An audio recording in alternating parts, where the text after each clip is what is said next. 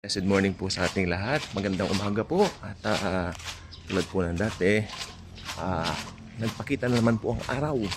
Okay, at ito na naman po, nakasikat na naman po at nakadungaw. So, we are so thankful to the Lord para po dito sa day na ito, sapagkat bawat araw po, alam naman po natin, hindi po maitatanggi, galing po sa Panginoong Hesukristo. Okay? So, good morning po sa ating lahat. And I would like to share something sa atin about pleasing somebody. Okay? Ang mga tao po, they love to please somebody na mas angat sa kanila.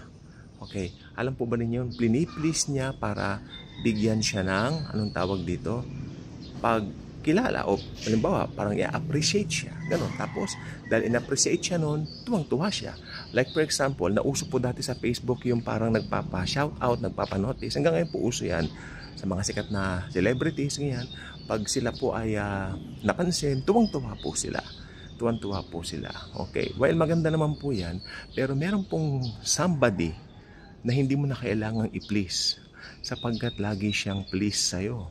Lagi siyang natutuwa sa'yo. Yan ay si Jesus. Kung ikaw ay naniwala doon sa ginawa niya sa cross, God is always pleased sa iyo. Hindi dahil sa mabubuting ginawa mo, kundi dahil doon sa ginawa ni Jesus sa krus ng Kalbaryo. The death of Jesus on the cross is not just an ordinary death. It is a death, a matter of life and death sa mga tao. Paniniwalaan nila, maliligtas sila. I-reject nila, maiimpyerno sila. Hell is real. Merong bumbok na hell is real. That is true. Totoong may impyerno. Totoong may pupuntahan ng mga tao na hindi papansinin o hindi papahalagahan ang ebanghelyo ng Panginoong Hesukristo. So kailangan po, habang nabubuhay sa mundo, piliin ang tama. Makapagdesisyon para sa Panginoong Hesus. Sapagkat ang mundo pong ito, sabi ng Bible, lahat ng ito ay lilipas. Napansin niyo po ba? Lahat ng bagay sa mundo ay talagang lumilipas. Sikat ngayon, maya-maya laos na. Okay? Bagong bahay ngayon, maya-maya luma na. Okay? So, mga tao, dati bata, sariwa, ngayon, masusyonda na, matatanda na, mga damatans na. Okay? Yan po ang realidad ng mundo. Sapagkat we are living in a fallen world. Maliban na lang kung alam mo ang purpose ng buhay. Isang pangalan lang ang purpose ng buhay, Jesus. Nakilala mo ba si Jesus? Halimbawa, nabuhay ka ng 90 years o 100 years, 120, whatsoever. Nakilala mo ba ang Panginoong Jesus sa buong journey mo dito?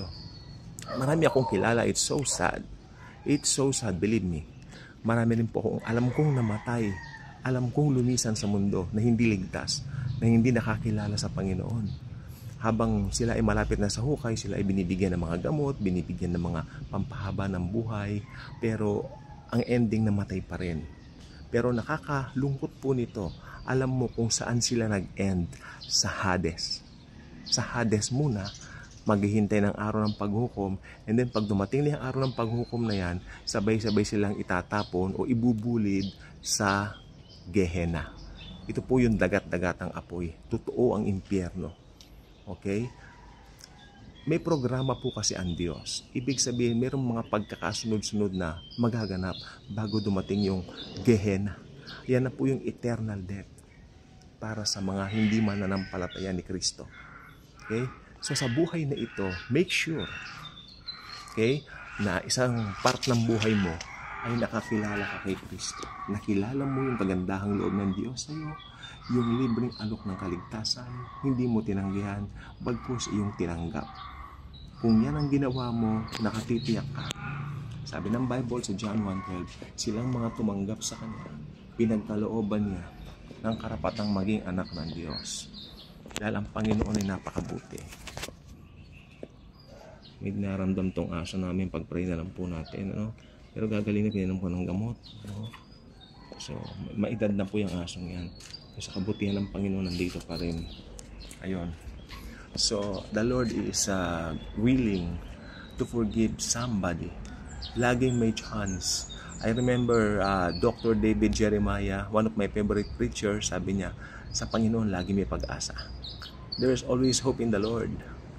Okay? Huwag kang Yes, sa mga tao maaaring bigyan ka ng ultimatum o hanggang diyan ka na lang ha o hanggang yan lang ang pwede mong ibigay sa iyo ha. Okay, pero ang Panginoon, unlimited siya.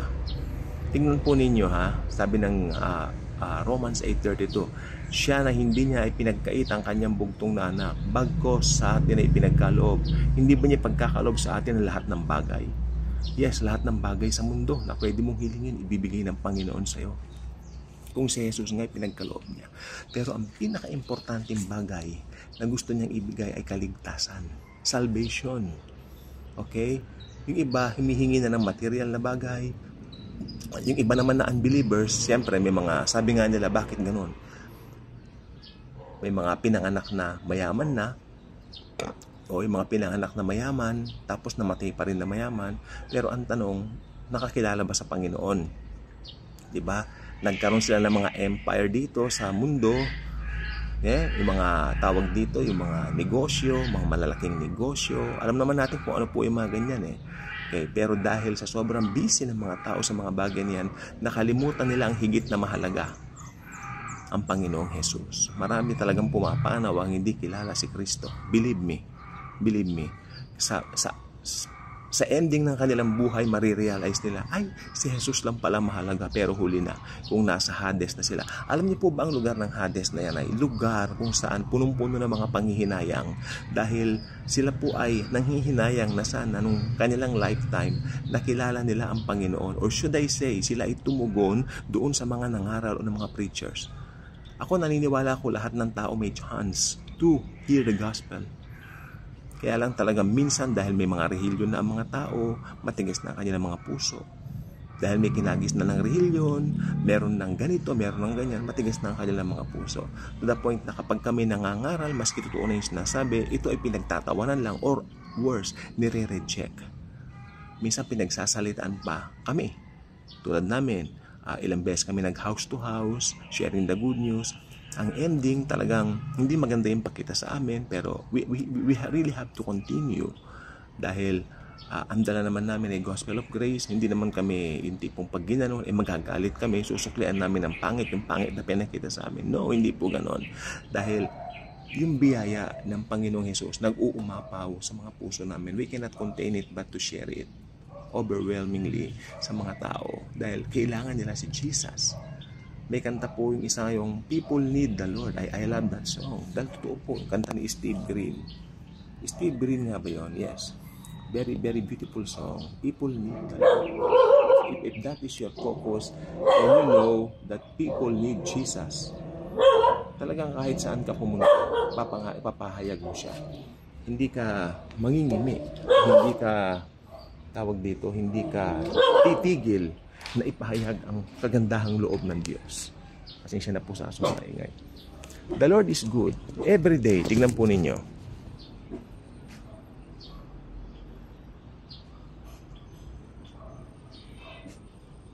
Ayan.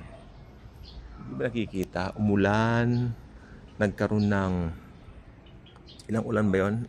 Baha dito hapon. Pero pagising sa kaninang umaga, meron na namang araw. Pagpapakita yan ng kabutihan ng Diyos na bawat araw may pag-asa. There is always hope. Sino ba nagsasabing walang hope? Minsan tayo lang. Pero sa Panginoon, there is always hope. Laging may hope sa Diyos. Because the Lord always wants to fill us with His goodness each and every morning.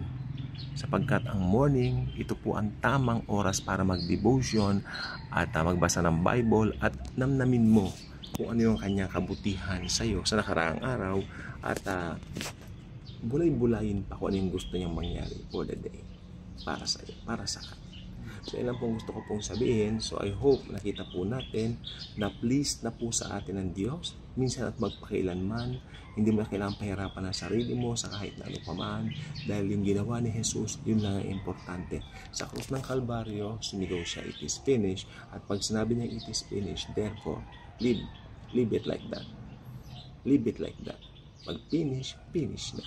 That the only thing we can do is to trust Him and to thank Him for each and every day. Thank you very much po sa patuloy niyong panonood. God bless everyone. At naway i-share niyo ang video ito at pagpalain tayo. At pinagpala na po tayo. Pinagpala.